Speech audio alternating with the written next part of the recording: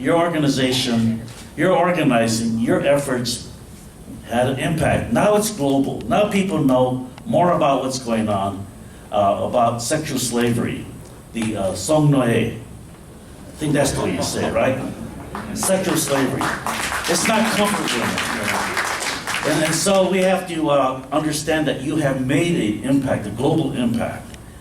But we need to continue to do this community by community, city by city, so that we start to educate the people in this country as to what happened in Asia, because we don't teach our kids what happened in Asia during World War II.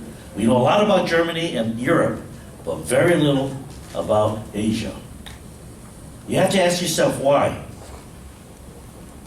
And I can only point to one thing right now, and Judge Singh knows all about this. When we fought, or we protested the 1951 peace treaty between the United States and Japan, and it was the 50th year, was it? Or 54. 54. And we protested because we knew that there was a lot of things in the peace treaty that needs to be examined again. And I think that, the issues around the POWs in the Bataan and the US POWs, I think that was covered in the peace treaty. The Japanese government uses the peace treaty to say, the rape of Nanjing and the comfort women are all taken care of by other things. And we say, no, we don't accept that. And so we have to continue to raise our voices and continue this global awareness for the 200,000 World War II sex slaves, the Song Noye, the so-called comfort women. On their behalf, on their spirit, and their dignity, we must continue this work. Let me say one thing about our Harmony sister. She came over and she testified in 2007, and she made a very strong but poignant comment. And she said that if the government cannot apologize to me, then give me back my youth. Give me back the springtime of my life. And I remember that because it was so powerful. And she said it so convincingly that no one can ever doubt that she was playing around. This whole movement started, however, in 1991 in Japan in the courts. There were 3 Harmony that went to court and said they wanted to have recognition, they wanted an apology, they wanted compensation. And one of the women who identified herself, her bravery and her flame of justice was sparked by Kim Hak-sun. She was the first survivor who brought light to this issue and made it more public.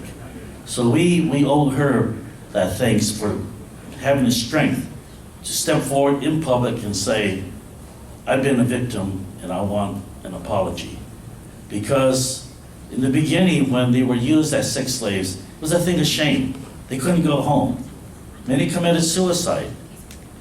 But she, at a certain time in her life, said, enough is enough. Japan owes me an apology. And so she went to Japan to want the government of Japan to formally acknowledge, apologize, and accept historical responsibility in a clear and unequivocal way. Right now, be clear now. Abe will say to everybody in this world, I've apologized, we've apologized. But you have to look at the wording. It is ambiguous, it's not clear, it's wishy-washy. And Prime Minister Abe had 2 wonderful opportunities to say a very clear apology. The first time when he came to Congress, and he was invited to speak to the joint session of Congress, to the House of Representatives and Senators. But he passed it up. He did not take that opportunity. And the second time, he had an opportunity when he addressed the 70th anniversary of the end of World War II. 2 opportunities, he passed it up. I know one thing, he knows his responsibility. I'm convinced of it. I know that he has to do this. And I also know that he will try to outlive the grandmothers, the Harmony. And we're not going to allow him to do that. So we have to continue the pressure upon Prime Minister Abe and his government. And we have to do it through our churches, through the women organizations, and through our youngsters, and talk to the people in Japan, women to women, church to church, scholars to scholars, to tell the population that this is necessary. Because when the Japanese people understand what happened, and when they learn, they're compassionate people. They will say, government, please do the right thing. We know that the Crown Prince of Japan, Naruhito, he said publicly also, Prime Minister Abe, speak of history humbly. He was sending him a message, and we need to push that message forward through the kinds of works we do. We know that the harmony, every Wednesday in front of the Japanese embassy in Seoul, they stand in front of the embassy and they protest, and they say, give us an apology. We need to know that, we need to understand that. And we need to also share it with our young people, so that our young people will pick up the torch and say the same thing, to move forward and speak up and ask for what the 200,000 girls and women in Asia Pacific who suffered at the hands of the military system, they need that apology. And so, time is running short for them. There's less than 100 survivors in the world. It's only 47 harmony come from women in Korea, and 8 passed away earlier this year. It's critical that they get their long overdue justice now. And I firmly believe that the government of Japan must make sure that its true history is being taught to future generations.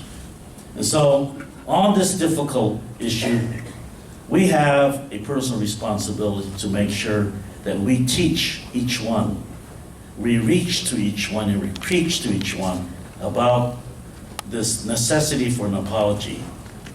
It's no small thing, because if Japan apologizes, then Japan's position will rise in the eyes of Korea, China, and other Asian countries.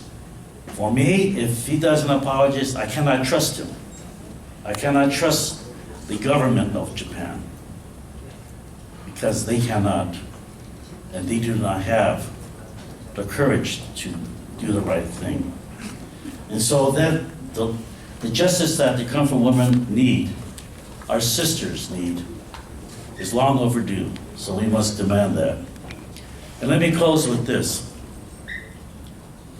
We moved through the issue of Nanjing, we moved through the issue of Comfort women, we moved through the issue of unification of Korea, North and South Korea. When we can do all those things, we will set the history of Asia and of Japan correctly. We need to continue to do that. We need to unify North and South, because it's about family unification. Our families are there. We need to tell our young people, this is important. We need to teach them also, our own youngsters, that this is important. And so we need to move forward and make sure that we do that.